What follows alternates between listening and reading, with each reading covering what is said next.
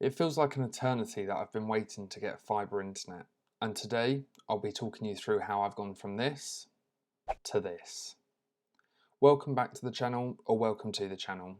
My name is Ben, and today I'll be walking you through my upgrade to fibre. Of course, it doesn't start there. I feel like I've had to put in a lot of hard work throughout the years to ensure that I've kept myself connected to the internet at some sort of decent speed, and some of the options I've used for internet in the past include your bog standard broadband, 4G, Starlink, and now full fibre. At least in the UK, broadband is the most common type of connection that you'll find in the home. Coming into the house via a copper line, otherwise known as a telephone line, has been the standard for over 20 years. It was first introduced in the year 2000, but I'm sure many people didn't have broadband for at least 5 years after this. And I'm sure you can remember, but back then, we didn't use the internet half as much as we do now, and a lot of it looks very different now to how it did then. To stay up to date with our usage, and let's be honest, need for internet, I've had to use a number of solutions. The first, and like most people, the one that I've been using for the longest, is broadband. Although I've had a number of providers in the past, my most recent is EE. Over the years, routers have become a lot better. What I've got here is the standard issue EE router, but as I'm using a full Unify setup, I don't rely on my router for much. It's got a couple of nice features, including the ability to plug a drive into the router and share it across the network. Again, another feature I don't need, as I have a NAS. Make sure you check out the video in the top right there if you want to have an overview of my Unraid server. And it's also got the ability to use dynamic DNS, something that I have relied on for my VPN connection. On the back of the router, we have our telephone line input as well as 4 Ethernet ports. The connection speeds on this are nothing to write home about, and with me being as rural as I am, I have suffered. With speeds averaging 22 down and 5 megabits per second up, it felt like forever to download a game or upload a video to YouTube, tasks that would usually have to be left to run overnight.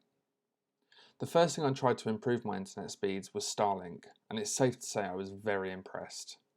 I was lucky enough to be granted a space in their beta program, and so was likely one of the first people in the UK to get over 300 megabits per second download speeds all the way from space.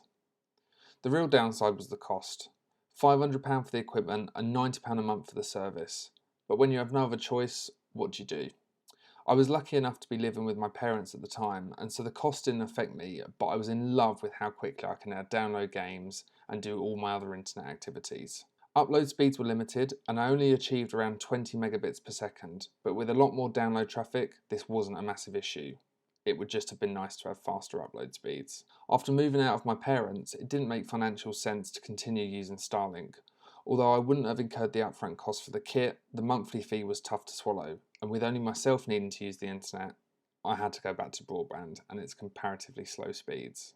It wasn't long before I was fed up and was looking for another solution. I needed something that was cheaper than Starlink, but gave me better speeds than what I had. That's when I had the idea of using the mobile networks, which again have come a long way in the last couple of years. I would have liked to have used 5G, but unfortunately I don't get any coverage in my area. So falling back to 4G, I started looking at what network I could get the best coverage and speeds on. I had the ability to use my personal hotspot, and I determined that Vodafone was going to be the best bet for me. Being hopeful that I was not long from getting fibre, I didn't want to tie myself into a long contract and found Voxy, a partner to Vodafone, whose network operated on a kind of pay-as-you-go model. A 30-day rolling contract which you could cancel at any time, and they offered unlimited data. At £30 a month, this was pretty good going, so safe to say I ordered the SIM card, but I also needed something to put it in, and that's when I stumbled across this Huawei router. I managed to pick it up on eBay for just under £30, and it's the B311 4G router, and the reason that I went for this one is because it supported bridge mode, allowing it to give my UDM Pro a public IP address. Although it didn't quite work out as I was hoping due to CGNAT, meaning directing traffic inbound wasn't possible. Well, safe to say after what felt like a lifetime, Several months later, the wait for fibre finally paid off. I was able to get a gigabit fibre to the property connection, and just to top it off, it's symmetrical, meaning I get almost identical upload speeds as I do download. I average about 900 megabits per second, and that's something which now comes in very handy with me uploading YouTube videos every week. Although I had to wait just over 3 months after pre-ordering, it was installed at the beginning of August and it's been great since. Up until yesterday when I lost my internet. It did have me in a bit of a panic as I wasn't sure if I'd be able to get this video uploaded, but it's back now and you're watching this, so we're all good. My service provider is County Broadband, and to be fair to them, they made the install process painless. One of the things I did have to do in order to get a public IP on my UDM Pro was to call them and to give them the MAC address that I was expecting to be using. The reason for this is for some sort of authentication, but to be fair to them, after a quick 10-minute call, it was all up and running and working as I expected. I'm now able to download software updates, applications, and game updates in minutes rather than hours, and without having to consider how it will affect me watching things like YouTube or slowing down my endless scrolling on Instagram. It's also meant an improvement on the services I run, like a VPN connection back to the house or streaming media through Plex, but now at full quality. If you haven't considered it or are on the fence about fibre, I would recommend that you do seriously consider it. It makes a world of difference, and I can only wish that I was able to get it a lot sooner. If you've got any questions about it or anything else that I've gone through in this video, make sure to leave a comment and I will get back to you.